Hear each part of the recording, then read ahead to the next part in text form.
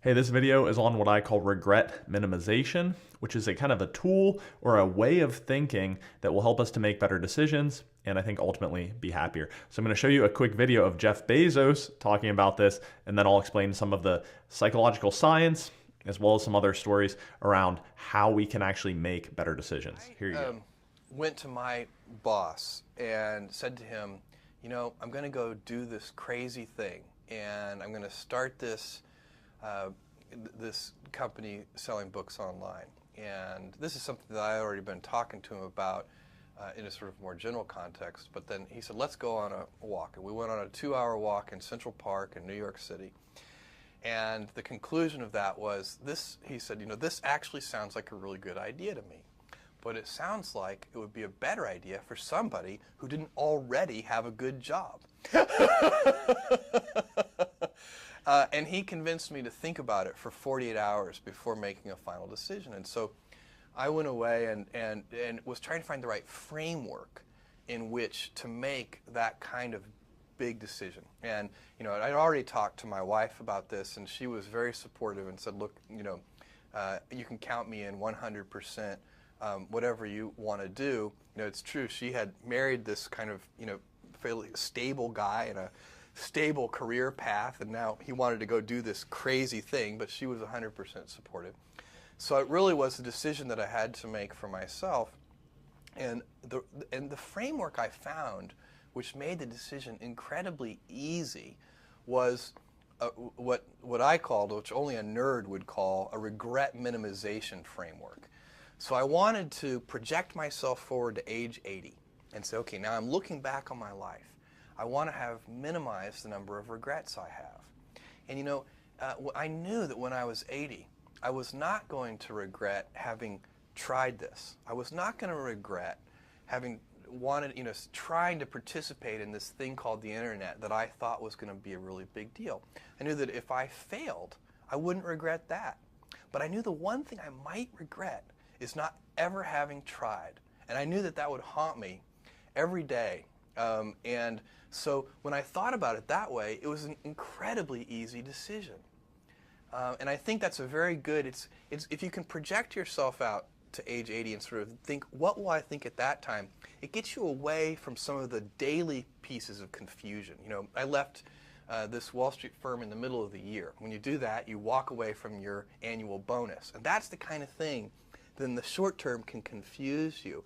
But if you think about the long term, then you can really make good life decisions that you won't regret later. So what we have in this video is what you can think of as a kind of a mental model or like a frame for making better decisions. And now I wanted to do some research into the science, if there was any science, and the psychology behind this regret minimization model. Now, I personally stumbled upon the same model thinking about taking a gap year. This was in high school before going into college. And I had the same line of thinking. I was like, look, it's kind of risky, maybe, because it may not go well, to take a year off, to live in Central America, to travel through Europe. But I was like, even if it's a waste of time or I don't know, something bad happens, I don't enjoy it. Like when I'm like 60 years old, everyone's telling me to, do things and live while you're young.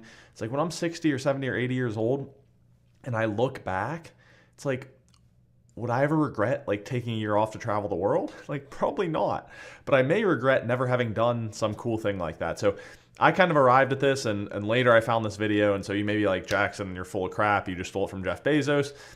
Whatever, but he at least published it first, so I have to give him credit.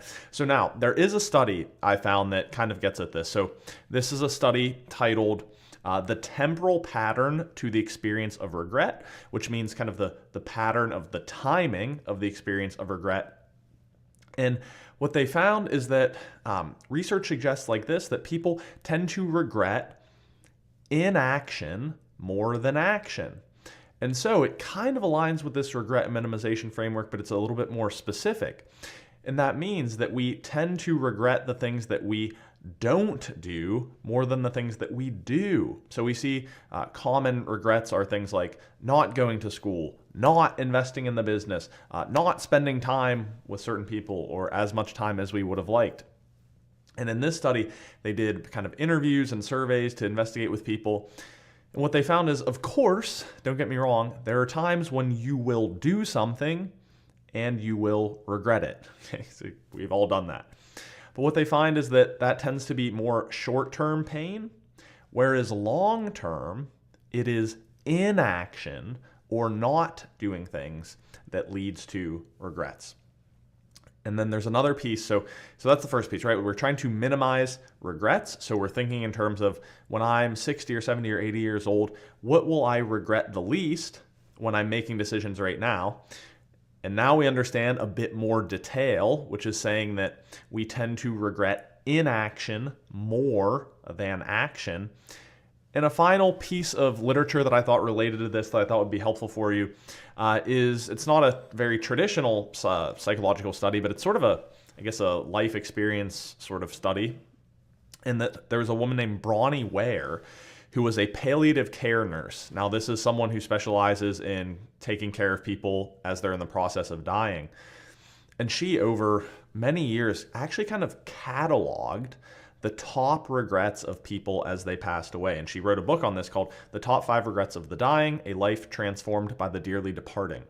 And so again, it's kind of an informal study, but she's talking to all of these, spending time with all of these different people who are about to die and figuring out what the top regrets were. And she gave 5. So I'll give them to you. Number 5, I wish I had let myself be happier. Number 4, I wish I had stayed in touch with my friends. Number 3, I wish I had the courage to express my feelings. Number 2, I wish I hadn't worked so hard. I'm guilty of that one sometimes. And number 1, the top regret of the dying is, I wish I'd had the courage to live a life true to myself and not the life others expected of me. So as we wrap up this video, right, you now have a very useful kind of, again, mental model or decision-making tool to take whatever you're trying to figure out right now, whether it's a big life decision or maybe even like daily or weekly life type things of how you're spending your time, is you can kind of tap into, if I was 70 or 80 years old, what would I regret? What wouldn't I regret? How can I kind of minimize regrets over the course of my lifetime? And then you have a bit more detail as you think about that. It's more likely that you'll regret inaction as opposed to action. And you have some things to keep in mind as common traps, common things we fall into that we end up regretting. So these are things like caring too much about others' expectations, number 1. Working too hard or too much, not expressing your feelings, not keeping in touch with people you care about, and just kind of not letting yourself be as happy as you could be. And so I hope that some of this research and I guess stories from folks like me and Jeff Bezos will help you to make much better decisions and ultimately live a happier life. So here's a video that YouTube suggests you'll like. As always, on this channel, you can find both science and stories and tools to help you be at your best in both work and in life as we study happiness together. So thanks for watching. I'll see you next time.